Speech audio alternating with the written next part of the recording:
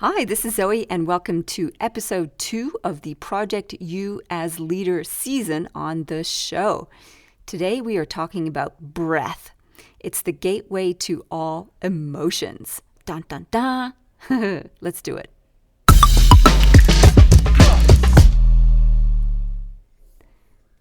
Before we get into breath, I wanted to share a message that I got with you from a listener. A big shout out to him. And he says, lovely little message here. Dear Zoe, I wanted to reach out and thank you for your brilliant insights, podcasts, and your ego-less interview approach. Such a refreshing change from interviewers talking more than their guests. And this is from John F. Kennedy. I kid you not. A real person, not the John F. Kennedy, but a John F. Kennedy from the United Kingdom. Thank you so much, John. I really appreciate the words of encouragement. I love getting messages from listeners. It makes it all worthwhile. And I certainly love it when they have such a celebrity name as well. Okay, so episode 2. Our first episode, we talked about intention and a little bit of reflection on the year that's been and the one to come.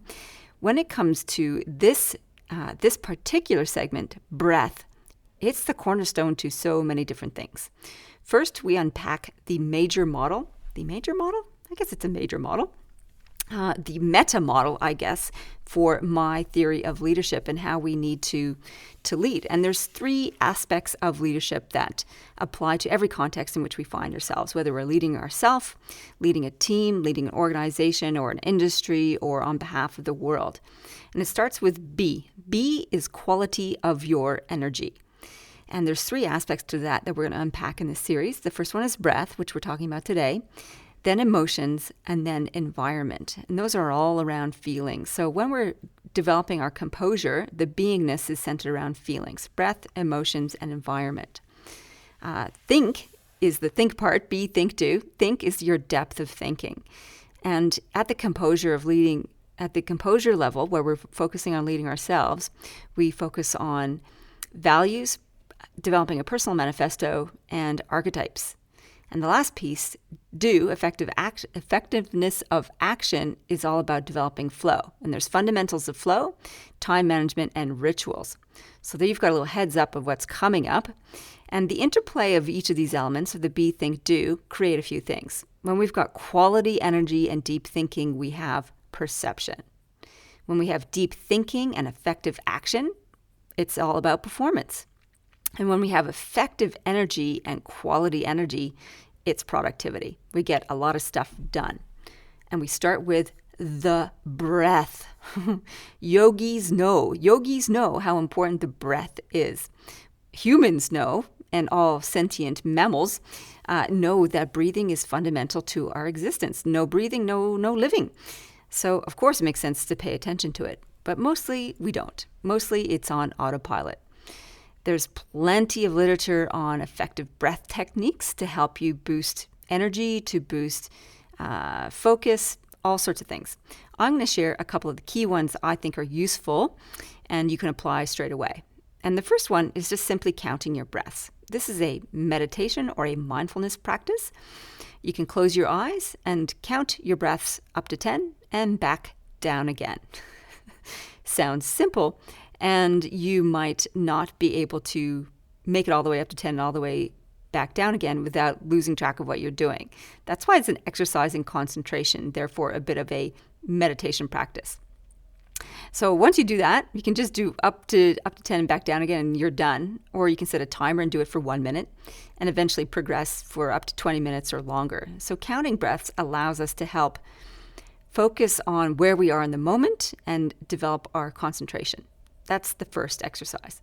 The second one is coherence breathing, which I learned from Dr. Alan Watkins, who we interviewed on the podcast earlier this year. And I love this strategy. And you can Google him and watch his TED Talks, and you'll get a whole bunch of background information around the science of this. And coherence breathing simply is the acronym, holy cow, it's a hard word, of breathe. Breathe regularly and evenly through the heart.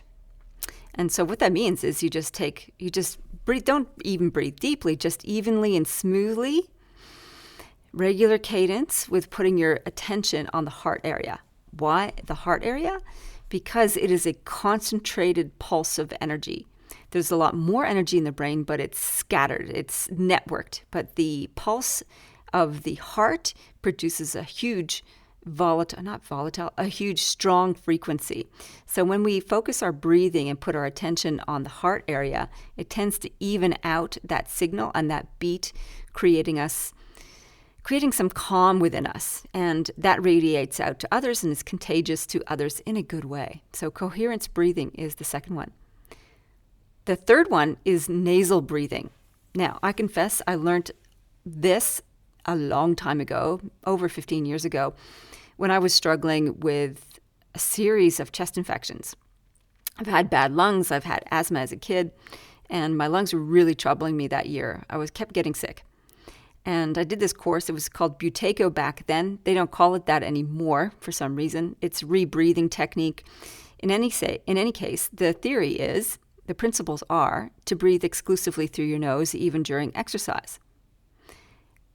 The intention is to help us breathe on less oxygen, which sounds completely counterintuitive, right?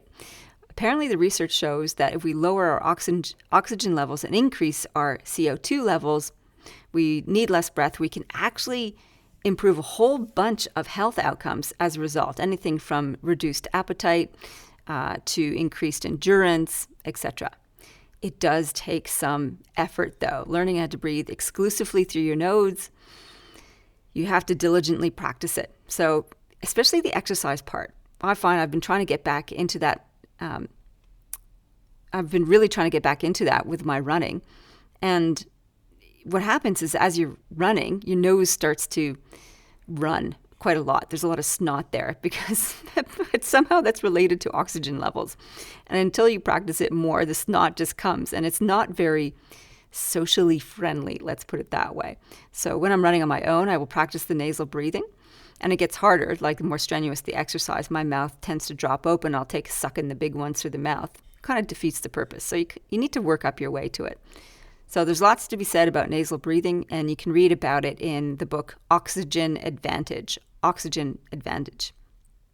Along the lines of nasal breathing, we have the tip number 4, which is breath hunger. So this is one way to help train yourself to breathe less, is to breathe nasally, first of all, and then to imagine you're breathing like a mouse, like a little mouse, just tiny little sips of breath through the nose. And you do that for a couple minutes and do it concurrently with an activity that you do anyway, like hanging up the laundry or folding the laundry or putting away the laundry. Good time to be doing breath work, breath hunger work. Okay, and the fifth and final suggestion is to practice a control pause. This is to assess how long you can hold your breath. And it's a sign of how well you've got this technique of breathing on less oxygen happening. And the control pause is all about just taking a normal breath, letting go, a normal exhale, and then setting a timer. See how long it is before you get the urge to breathe again. I think mine is at 18 or something right now, which is not that great. Ideally, you want to work your way up to 60 minutes. That would be amazing. 60 seconds. 60 seconds or more shows that you're doing well. Okay, so there you have it. This is some other things to practice for Project U is your breath work, counting breaths, coherence breathing, nasal breathing, breath hunger, control pause. Pick one or do them all. Okay, I will see you in the next episode of Project U as Leader.